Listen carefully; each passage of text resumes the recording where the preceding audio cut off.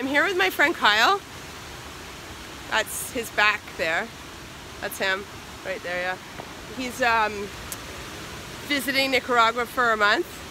He's checking out the scene here. We're really old friends. We're old people and we've also known each other for a long time. Since it's a rainy day, we decided we would make a video today, mostly I did, about how to be a tourist in this day and age. Because how to be a better tourist. Maybe, yeah. Maybe how to be a better tourist. How to be a better tourist. And Kyle here owns a few hostels in Croatia, and so I think he's an expert, and we'll be talking about this throughout the day while running our errands on this beautiful tropical paradise in the rain. Yeah, get excited, strap in. We've just sat down to eat here at a local Commodore, and I have my very first question for Kyle here. What is the top thing that comes to mind, either as a hostel owner or as a traveler yourself, that people do that if you could just tell them one thing they could do differently, what is it? That when you travel and you're packing your bags, don't pack everything in plastic and decide you're going to pack at 5 in the morning because that plastic sounds 20 times louder than it actually probably is. Also, I think as an adage to that, it's probably good to pack earplugs. They don't sell them everywhere. That was my second thing. I'm a snorer, and I'm sorry to everybody out there who's had to ever share a dorm room with me. Pack earplugs. Pack earplugs. It will mean that you don't have to be pissed off and have a terrible day because you didn't get sleep because a guy like me is snoring away. I'm sorry, everybody. So my number one thing is stop fucking buying water at the store. Every time you're done a water bottle, you're like, oh, it's so hot in Thailand. I'm gonna have to drink 6 waters that I buy from 7-Elevens to get, you know, the air conditioning or whatever. It's like, and then you complain that there's tons of garbage on the beach. Well, you're making all of it. Good point. So bring your own water bottle. Cool sign. On our trip for what else makes a good mindful tourist and how to be a good tourist, because a lot of people are really bad tourists. Kyle and I have been discussing what else we think is really important for people to know, and Kyle brought up a really good point just recently. What do you think is something that people should know while they're trekking around the world with their single-use plastic? With their single-use plastic. That they should be a little bit more aware of the local culture and the customs. Just a second, my daughter ran out the door. Sorry, what was that, Kyle? Somebody ran out the door. I was saying that girls should make sure that they wear their booty shorts on vacation. So, I mean, no, not wear the booty shorts on vacation. Just be mindful of local customs.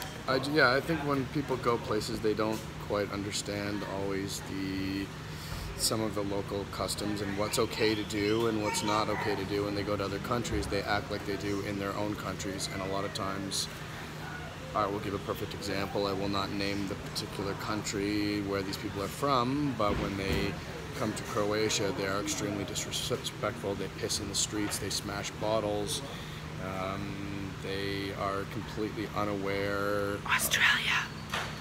of everything.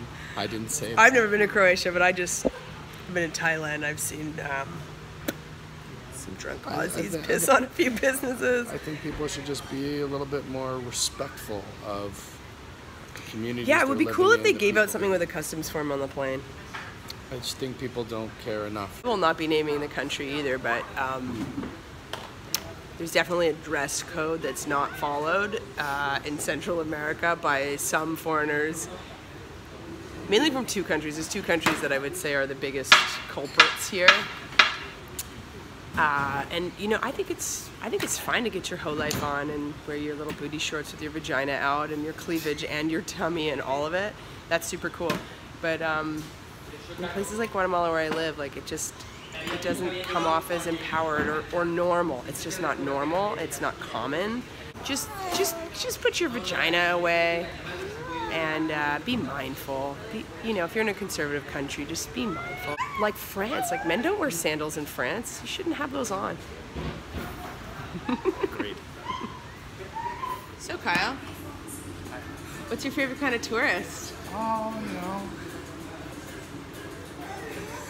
all kinds. I don't have one specific type that I prefer. So Kyle was just telling me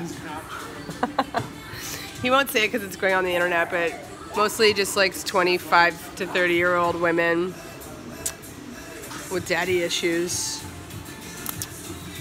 who've just lost their dream job or their dream marriage fell through and they're traveling the world just looking to, you know, find themselves.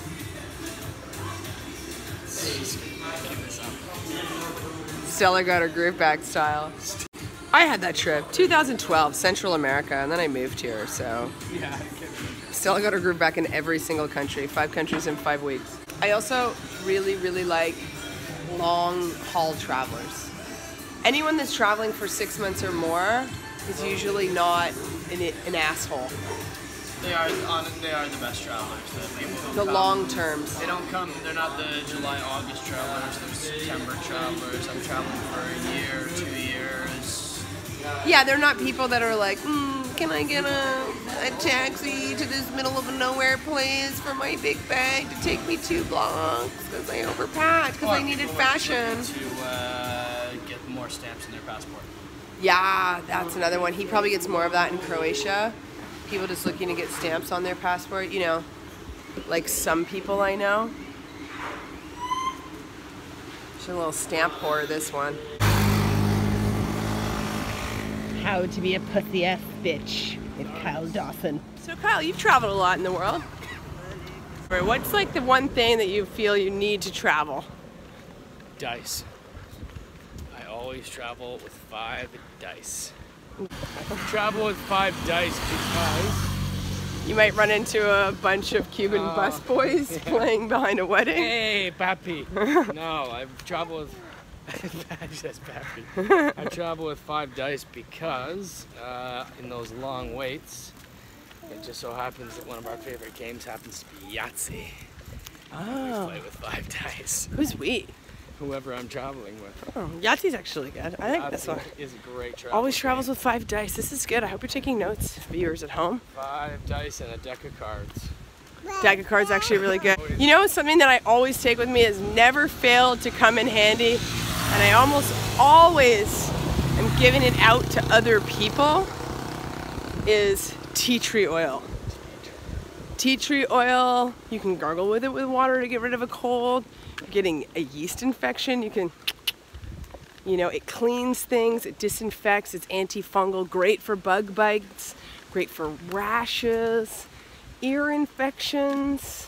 Did I mention disinfecting? We both just, as we were talking about the things that we need to travel, we both realized that there is one Canadian product that any Canadian that's ever gone camping travels with. You don't even need to leave the country, and that is, Kyle? Polysporin. Polysporin, they don't sell it anywhere in the world. And polysporin is a staple in the bathroom cabinets of everyone in Canada. Axe the dice, axe the cards, axe everything else. The one thing I can honestly say I've had in my bag every single trip I've ever taken is a tube of polysporin. It will, it'll heal a cut, mosquito bite, pimple, anything. I mean, you could probably put that on a bullet wound.